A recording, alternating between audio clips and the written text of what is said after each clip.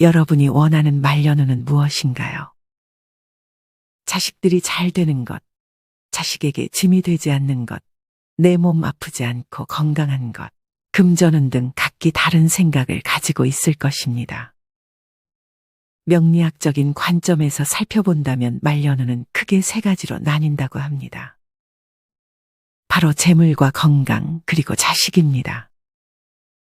어떤 분이 게시판에 말년이 편안하려면 여러 요소가 갖춰져야 하는데 실제로 자신의 말년이 편안하다고 느끼는 분들이 계실까요? 라는 질문을 남겨주셨습니다. 여기에 많은 댓글이 달렸는데 대다수의 분들이 생각보다 쉽지 않은 것 같다고 말씀하셨습니다. 젊었을 때 열심히 살면 노후는 편안할 거라고 생각했지만 주변에 보면 아픈 분들도 많고 자식은 독립을 하지 못해 빨대를 꼽힌 분, 혹은 자식이 이혼해서 손주까지 도맡아 키우는 분 등 다양한 답변이 있었습니다. 어떤 분은 지인 중 한 분이 돈 많고 남편 좋고 애들 다 잘 되었고 아무 문제가 없었는데 갑자기 교통사고를 당해서 60대에 돌아가셨다고 합니다. 이는 말년이 좋다라고 말하기 힘듭니다. 보통 초년은, 장년은, 중년은, 말년은 이 네 가지의 시기 중에 하나의 시기가 좋고 하나의 시기는 나쁘고 두 개의 시기는 보통이라고 합니다. 초년운은 미성년, 부모의 틀을 법적으로 벗어나기 전을 의미하고 장년운은 한창 활동할 시기인 40세까지, 중년운은 40에서 60세 사이, 말년운은 60세 이후를 보통 칭합니다. 여러분은 이 시기의 운이 어떻다고 생각하시나요? 다음은 젊어서 고생만 하다 말년을 아주 행복하게 지내는 김씨 할아버지의 사연을 들려드리겠습니다. 한평생 농사일을 지으며 살아온 95세 김씨 할아버지는 날이 갈수록 꼬부라지는 허리 때문에 보행기 없이는 집을 나서기 힘듭니다. 하지만 이 나이에 걸을 수 있다는 것을 참으로 감사해하며 오늘도 낙과 호미 하나 챙겨들고 밭으로 나왔습니다. 지나가던 동네 마을 주민이 김씨 할아버지에게 말을 겁니다. 할 것도 없는데 뭐하러 나왔어요? 날도 싸한데 집에 계시지. 그러자 김씨 할아버지가 대꾸했습니다. 할 게 왜 없어? 밭에 풀이 자라나 있는디 풀을 제때 안 베주면 금방 커버린다고. 김씨 할아버지는 하루에 한 번 습관처럼 밭에 나옵니다. 할아버지는 뭐든 남에게 부탁하는 법이 없습니다. 장수하는 노인분들이 그렇듯 김씨 할아버지도 자기 일은 자기가 해야 직성이 풀리는 성격입니다. 김씨 할아버지의 아내는 원인 모를 병으로 쓰러져 한쪽 손과 발에 마비가 찾아왔습니다. 지난해는 다리골절에 폐질환까지 진단받았습니다. 아내는 2달 정도 입원했다 6개월 전에 돌아왔는데 혼자 몸을 가누지 못해 누워만 있습니다. 남편은 누워있을 아내가 보일 만한 천장에 글을 써 붙여넣었습니다. 누워서 있을 때에는 발을 밀었다 당겼다 발가락을 꿈틀꿈틀 해봐요. 한자 한자 정성스레 쓰여진 할아버지의 손글씨가 유난히 아름답게 느껴집니다. 할아버지는 가끔 어린 시절 사진을 아내에게 보여줍니다. 어릴 적 농사를 지으며 아내에게 못해준 게 지금이 돼서야 미안함을 느끼고 있는 김씨 할아버지. 어릴 적 할아버지의 어머니는 치매를 20년간 앓으시다 돌아가셨습니다. 할아버지가 아내와 결혼하고 얼마 지나지 않아 할아버지의 어머니는 사기를 당해 큰 돈을 빚지게 되었는데 할아버지는 도망치지 않고 조금씩 어머니의 빚을 갚아주었습니다. 이때 먹을 거 못 먹어가며 희생해야 했던 건 바로 할아버지의 아내였습니다. 빚 갚을 때까지만 조금만 참아다오. 알았소. 당신 마음 다 이해하오. 어머니 마음 잘 헤아려 주시오. 빚을 다 갚자마자 행복할 줄 알았던 할아버지 부부는 치매가 온 어머니 간호로 그 이후로도 마음 편할 날이 없었습니다. 어머니 바깥 구경이라도 시켜주려 할 때면 네가 나를 죽이려는 게냐? 손 치워라! 이 같은 대답만이 돌아올 뿐이었습니다. 이렇게 어머니를 간호하다 어머니를 떠나보내자마자 아내는 원인 모를 병에 걸려 몸져 누웠습니다. 하늘을 원망하는 것도 잠시, 할아버지와 할머니는 늦은 나이에 누구보다 아끼고 챙겨주며 행복한 말년을 보내고 있습니다. 주방 도구들이 걸려있는 부엌에서 오늘도 어김없이 아내가 먹을 저녁밥을 차리는 할아버지. 쌀, 보리, 찹쌀, 까만콩 4가지를 넣고 밥을 짓습니다. 근처에 딸이 살고 있지만 자기 일은 자기가 해야 한다는 원칙에 따라 95세의 나이에도 밥도, 집안일도, 밭일도 모두 자신이 도맡아 합니다. 아버지 국수 삶아왔어요. 딸내미 왔냐? 아이고, 벌써 밥 해드셨어요. 저녁은 제가 챙겨드린다니깐. 딸은 이렇게 고생하시는 아버지를 보면 하나라도 더 챙겨주고 싶나 봅니다. 음식은 남기지 않고 먹을 만큼만 해서 드십니다. 할머니 밥을 챙겨주고 습관처럼 동네 마실을 가는 할아버지. 그 근처에 혼자 사시는 88세 강씨 할머니와 인사를 나눕니다. 강씨 할머니는 정수리부터 목에서 어깨와 등뼈까지 안 아픈 곳이 없습니다. 할머니는 집에 있으면 대부분 누워서 생활합니다. 그럼에도 항상 자식 걱정을 합니다. 할아버지가 할머니에게 안부를 묻습니다. 할멈 별일 없소? 그러자 할머니는 혼자 화장실이라도 갔다가 넘어졌을 때 안 죽고 살아있으면 어쩌나 하는 마음이요. 자식들에게 험한 꼴만 안 보이고 죽으면 그게 제일로 행복이지. 김씨 할아버지는 씁쓸하게 미소를 짓습니다. 그래도 할아버지는 지금 생활에 만족합니다. 밭일도 쉬지 않고 재봉틀도 직접 다루며 이런 것은 아무것도 아닌 듯 배우고 익혀 발전하는 사람이 돼야 한다고 항상 얘기합니다. 아버지 이런 거 하다 다쳐요. 집에선 편히 쉬세요. 에디슨은 전구를 만들었는데 이까짓 게 대수냐? 일을 하고 배울 때 가장 행복하다는 김씨 할아버지. 말년에 젊었을 때 못다한 것들 하며 행복하게 지내고 계십니다. 아마 누군가는 김씨 할아버지를 보고 말년운이 없다고 생각할지도 모릅니다. 반면에 김씨 할아버지를 보며 말년에 운이 넘친다고 생각하는 사람도 있습니다. 이렇듯 우리가 무언가를 보는 시각에 따라 우리의 말년운에 대한 해석이 달라질 수 있습니다. 똑같은 상황에도 불행하다고만 말하는 사람은 앞으로 계속 불행한 일들만 생길 것이고 긍정적인 해석이 습관이 된 사람에게는 계속 운이 좋은 일들만 생기는 것입니다. 여러분 후천운이라는 말 들어보셨나요? 역에서 명운을 볼 때 선천운과 후천운이라는 것이 있습니다. 선천운은 바꿀 수 없는 타고난 천기, 즉 내가 태어났을 때 계절의 기운과 별의 위치, 자연의 기운을 말하는 것입니다. 반면에 후천운이란 타고난 천기를 보완하고 바꿀 수 있는 주변 사람이나 환경, 음식 등 자연 만물에 존재하는 모든 기운들을 의미합니다. 즉 내가 태어났을 때 나도 모르게 받은 것이 선천운이라면 후천운은 내가 선택할 수 있고 부족한 것을 채울 수 있는 개운을 말하는 것입니다. 우리는 이 후천운을 통해 말년운을 바꿀 수도 있습니다. 이와 관련하여 명리학자 이정재 교수님은 다음과 같이 말했습니다. 여러분의 선천운인 사주가 어떻든 간에 후천운을 잘 만들어 가느냐에 의해서 여러분의 삶이 좋아지기도 하고 힘들고 어려운 삶을 살아가기도 합니다. 여러분의 삶은 여러분이 만들어 가는 것입니다.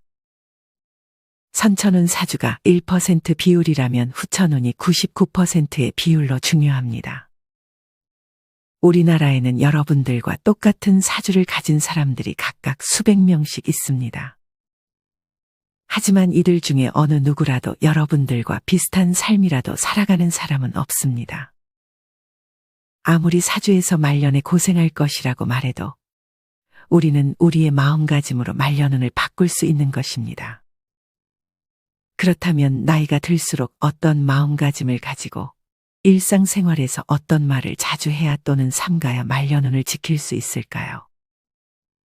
말년복을 위해 해야 할 말 첫 번째는 자기에 대한 믿음과 용기를 주는 말입니다.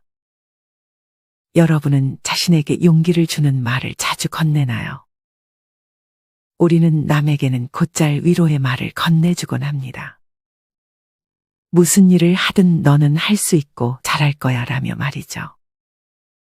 사실 남에게 이런 말을 해주는 것은 어려운 일이 아닙니다. 하지만 우리는 우리 자신에게는 상당히 엄격합니다. 내가 무슨 일을 하려고 할 때 잘할 수 있을까? 옳은 선택이 맞을까? 끊임없이 의심을 합니다. 심한 사람은 아주 사소한 일에도 자신을 깎아내립니다. 하지만 이는 우리가 원래 가지고 있던 운도 달아나게 만듭니다. 우리는 항상 할 수 있다. 나는 잘하고 있다라는 말을 습관처럼 내뱉어야 합니다. 그래야 정말 더 일이 잘 되고 내 가족들도 다 잘 됩니다. 자식들은 부모님의 말과 행동에 많은 영향을 받습니다. 부모님이 매번 힘들어, 지쳐, 피곤해 라는 말을 하게 되면 자식들은 앞으로 무슨 일을 할 때마다 그런 말들이 습관적으로 튀어나올 수밖에 없습니다. 반면에 부모님이 할 수 있어, 이번에도 해낼 거야, 잘하고 있어라고 자주 얘기한다면 자식들도 앞으로 고난과 역경을 마주할 때마다 부모님이 하는 말을 습관처럼 할 것입니다. 그러니 우리는 우리가 하는 말에 주의를 기울여야 합니다. 내가 하는 말은 내 귀가 듣습니다. 부정적인 말만 하고 나를 의심하고 나의 용기를 앗아가는 말만 한다면 우리는 무언가를 해내기가 참 힘들어집니다. 앞서 소개해드렸던 김씨 할아버지도 항상 할 수 있다는 말을 입에 달고 사십니다. 그깟 거 별거 아니라며 말이죠. 힘내자 할 수 있어 라는 말보다 짜증나 힘들다와 같은 부정적인 말을 더 많이 사용하고 있는 나 자신과 주위 사람들을 우리는 자주 볼 수 있습니다. 하지만 이렇게 습관처럼 무심코 뱉은 말이 얼마나 큰 힘을 가지고 있는지 알고 계신가요? 뉴잉글랜드 메이슨 저널에 실린 어느 한 실험 결과에 의하면 실제로 마취 전문의가 던진 몇 마디가 수술 후 통증과 입원 기간에 영향을 미치기도 한다고 합니다. 여기서 실험을 하나 진행했는데 복부 수술을 앞둔 환자 97명을 두 집단으로 나누어 한 집단에게는 의사가 수술 후 얼마나 오래 아플 것인지 친절하게 설명해주고 다른 집단에게는 수술 과정만 간단히 설명한 후 수술 이후 회복 속도를 비교했습니다. 그 결과 친절한 설명을 들은 환자들이 수술 후에 진통제도 적게 쓰고 퇴원 속도도 사흘이나 빨랐다고 합니다. 마취 전문의의 말 한마디가 수술 환자들의 통증을 완화하는 데 도움이 된 것입니다. 이는 플라시보 효과로도 잘 알려져 있습니다. 플라시보 효과란 효과가 없는 약재를 진짜 약으로 생각하고 섭취하였을 때 환자의 증상 또는 병세가 호전되는 현상을 말합니다. 이렇게 말을 어떻게 하느냐에 따라 통증의 정도가 달라지는 점이 놀랍지 않으신가요? 이는 당연히 우리의 일상생활과 운에도 많은 영향을 끼칠 수밖에 없습니다. 우리의 뇌는 부정적인 말에 더 민감하게 반응합니다. 버클리 대학 메리언 다이아몬드 박사는 부정적인 자극이나 메시지를 지속적으로 듣게 되면 두뇌의 미세한 인식의 차이가 발생해 신체에까지 악영향을 준다고 말합니다. 이런 이유들로 우리가 평소에 하는 말에 더욱 주의를 기울여야 합니다. 사실 말은 습관이라 바꾸기 쉽지 않은 것도 사실입니다. 이럴 때 우리는 우리가 부정적인 말을 하고 있구나 하고 인지하는 것만으로도 말 습관을 바꾸는 데 도움이 됩니다. 만약 내가 할 수 없어 피곤해와 같은 말을 할 때마다 아, 또 이런 말을 했구나라고 의식하는 연습을 하는 것이 좋습니다. 정리하면 후천운에서 중요한 것은 마음가짐입니다. 이런 마음가짐은 말을 어떻게 하는지로 알 수 있습니다. 나에 대한 믿음을 방해하고 용기를 앗아가는 말보다는 할 수 있어, 잘하고 있어와 같은 말을 일상생활에서 자주 한다면 반드시 말년에 좋은 운이 내게 오게 될 것입니다. 말년복을 위해 피해야 할 두 번째는 나의 목표를 주변 사람들에게 말하고 다니는 것입니다. 간혹 신나서 나의 꿈과 버킷리스트를 주위에 맘껏 말하고 다니는 분들이 있습니다. 하지만 자기만의 소망과 꿈은 함부로 얘기하지 않는 것이 좋습니다. 이는 질투와 시기의 마음으로 막아 끼어서 나 자신을 회방 놓게 만듭니다. 하고 싶은 거 있으면 혼자 마음속에 간직하고 뚜벅뚜벅 걸어가는 것이 좋습니다. 만약 내가 어딘가로 여행을 갈 것이라는 말을 주위에 한다면 주위에서 거기 별로 안 좋다던데 거기 위험하대라며 점점 나를 회방 놓는 말들을 늘어놓게 됩니다. 아마 많은 분들이 이렇게 내 목표를 말하면 걱정해주는 척하며 안 될 거라고 말하는 지인들이 한 명쯤 있을 것입니다. 그러면 나도 진짜 그런가 의심하며 하고 싶었던 일을 미루게 되기도 합니다. 이러면 나중에 후회만 남습니다. 말년에 젊어서 못했던 거 나이 들어서도 못하는구나 하며 자신을 운이 나쁜 사람으로 생각하게 될 것입니다. 그러니 나의 목표를 주변에 말하고 다니지 마세요. 여러분은 이번 연도에 목표했던 것들이 있으신가요? 그것들을 주위에 말하지 말고 지금 바로 시작해 보세요. 그림을 그리고 싶다면 조용히 붓과 종이를 사서 유튜브를 보며 배워보세요. 누군가에게 말한다면 그림 그거 힘들어. 아무나 못해. 이렇게 말할 것입니다. 수영을 배우고 싶다면 수영장에 가서 선생님과 상담을 받아보세요. 이도 마찬가지로 누군가에게 말한다면 수영 그거 위험하고 나이 들어 잘못하면 큰일 나 라는 부정적인 말만 듣게 될 것입니다. 말년운이 없다고 말하는 사람들이 하는 말 중에 살아생전 하고 싶었던 것 하나도 못 해보네 라는 말이 포함됩니다. 나중에 후회를 남기지 않으려면 늦었다 생각하지 말고 나를 방해하는 사람에게 방해받지 말고 도전해야 합니다. 말년복을 위해 지켜야 할 세 번째는 돈 자랑하는 것을 피하는 것입니다. 가까운 관계일수록 돈 자랑을 하지 말라는 말이 있습니다. 아마 돈 자랑을 해본 분들은 괜히 이야기를 꺼냈나 하며 후회해 본 적이 있을 것입니다. 그 누구도 남의 돈 자랑을 반길 사람은 없습니다. 특히나 말년에 돈 자랑을 하는 순간 파리들이 붙을 수 있습니다.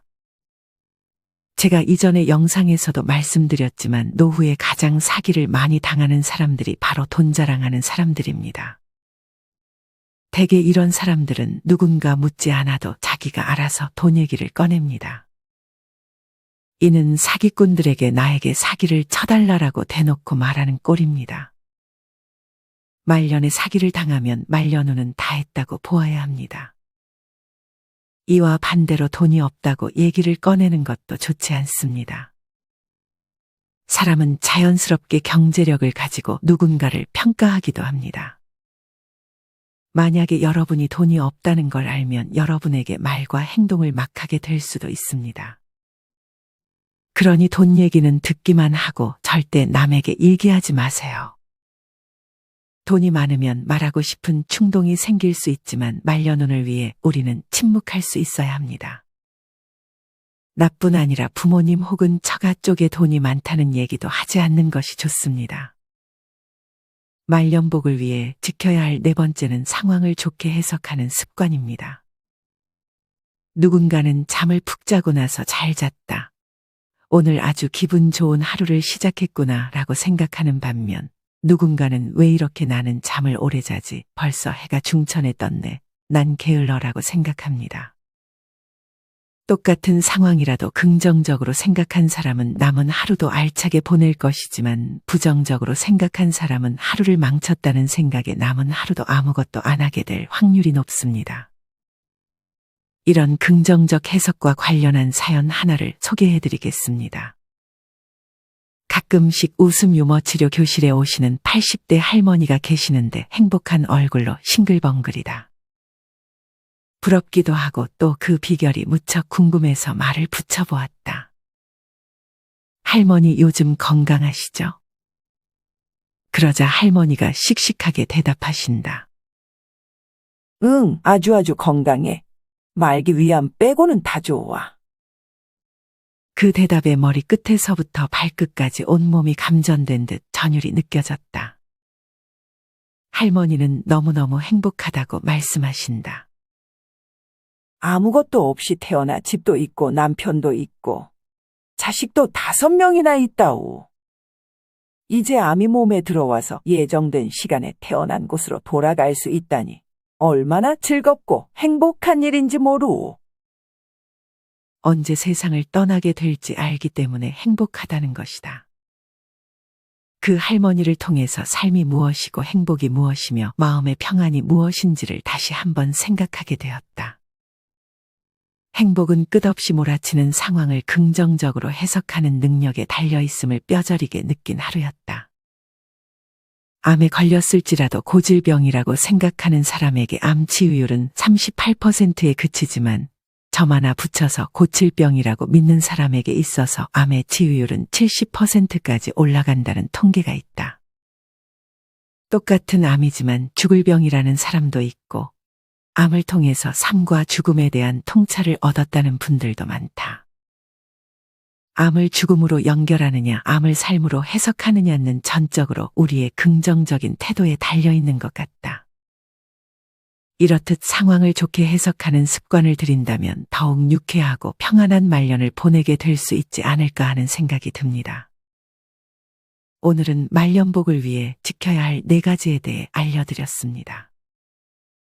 첫째는 자기에 대한 믿음과 용기를 주는 말을 자주 하는 것. 둘째는 나의 목표를 주변 사람들에게 말하지 않는 것. 셋째는 나뿐 아니라 부모님, 처가의 돈 자랑을 하지 않는 것. 마지막 넷째는 상황을 좋게 해석하는 습관입니다.